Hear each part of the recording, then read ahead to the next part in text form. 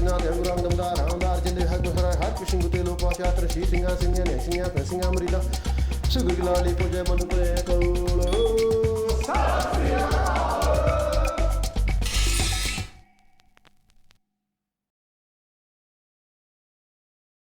I am Nidar Singh Nihang, and I practice Sanatan, timeless, Shastar, weapons, Vidya, science. So the science of timeless Indian weapons is what I practice. It's the ancient Indian battlefield art, which hitherto has been kept, as you would know, very secretive.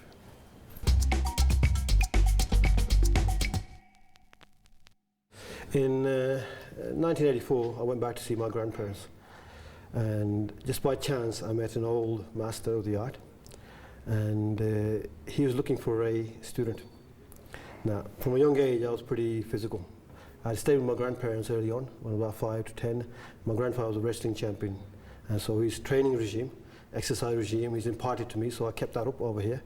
And this Pacific wrestling regime of Indian wrestling built my physique in a particular way which was conducive to Shastar Vidya as well. So when the old master saw me, he asked me whether I would like to train in an ancient battlefield fighting art.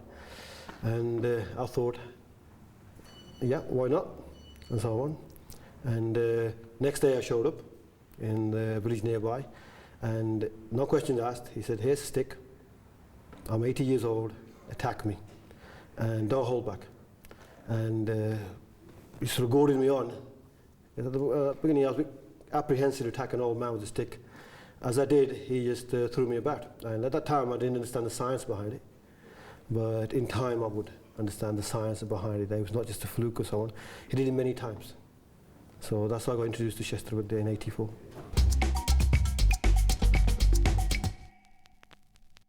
Shastar Vidya is the science of battle which was practiced in northern India and has been practiced for thousands of years. It's a battlefield art of northern India.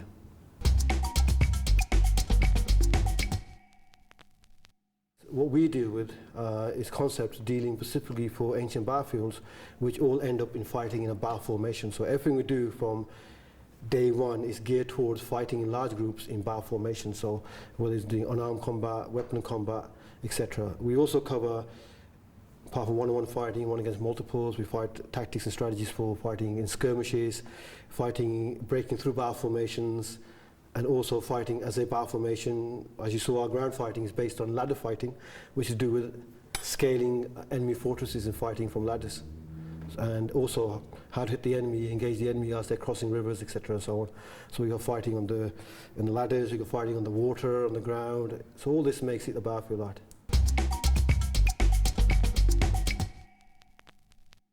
We use a single word. The concept is called Chatka, which means quick kill, which will translate as advancing upon the enemy, hitting the peripheral of his striking range, misaligning his strikes, taking a superior tactical position, maintain that tactical position, and kill. Simple as that. That all sums it up, and all that is encapsulated in a single word, Chatka.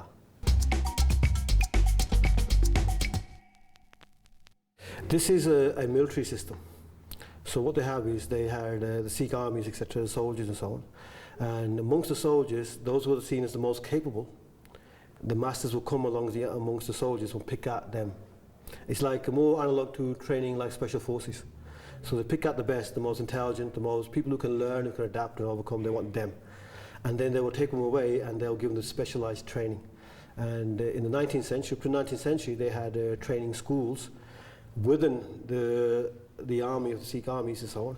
And these schools were basically off, I can say, rare to everybody else. No one can come in, except the ones they picked out. And most of the people who came in were normally from the early soldiers and arms. So the teaching is a martial art for soldiers, not for the average person. And it was kept secret, it kept gupt in much a way like today we have special with SAS and etc. and so on. They keep everything secret to the point where they don't divulge who they are, where they live, etc. and so on. And this is the same thing. This is a military art. It's not a martial art. So it is a martial art, but it's a military art, it's a battlefield art. So the secretiveness is in that context.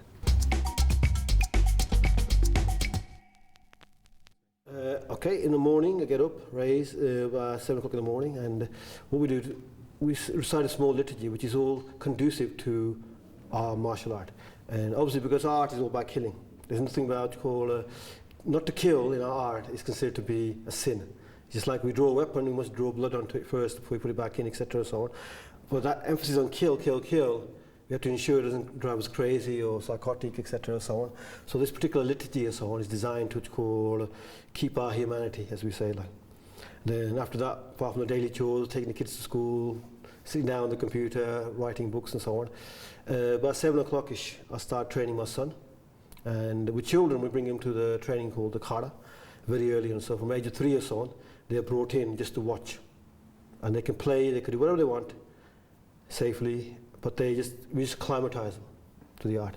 And by age of 6 or 7, we introduced the very basic defensive techniques, so on. Nothing offensive, obviously, as kids go to school, etc. We don't want to teach them lethal techniques there. So, but once they hit a level of maturity, then we start introducing them to self-defense, then to be what we call more martial art, or one-on-one fighting and so on.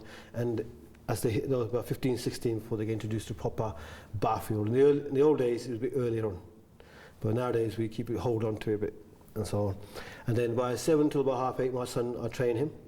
Then by 8:30 onwards, I begin an hour of what we call as a martial yoga to keep our physique fit, and so on.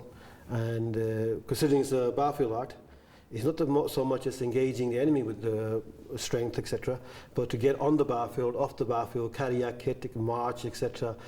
That's where all the fitness came. So the martial yoga is a very what you call aerobic yoga, so keeps our physique fit, optimum body mass. We want to achieve optimum. We don't go for maximum flexibility like splits or anything like that. It's not conducive to fighting. Like we just want enough flexibility, stamina, and strength, which will give us maximum agility and stamina, staying power in the battlefield. And then after about an hour or so of those exercises, then I go through the various fighting forms. The art enshrines 10 fighting forms. Early first 7 are based on animals, classical Indian animals, which are mythological creatures as well. The second 3 more are based upon ancient Hindu gods, Shiva and his wife Parvati. And then the 10 forms, they are the constructive element of the art, the positive element we say, which is form expressive. And then we deconstruct the art. So it's like we give an analogy of climbing a mountain and then coming back down. And on the way down, we get rid of all superfluous forms and so on out of it. And thus it just comes pure, efficient to the point of what we call shunne, the void, which is the unfettered state. And then all our techniques and everything are integrated into everyday movement. So our enemies on the battlefield could not recognize who is the special forces and who is the ordinary soldier. Because on the battlefield, there's no rules. If you got someone who's special, they won't stick by the rules. They'll have assassins take him out. So we want to integrate the best and the beginners together. So 8:30 onwards, all fighting forms. But 1 o'clock in the morning, 12-ish, I'm finished.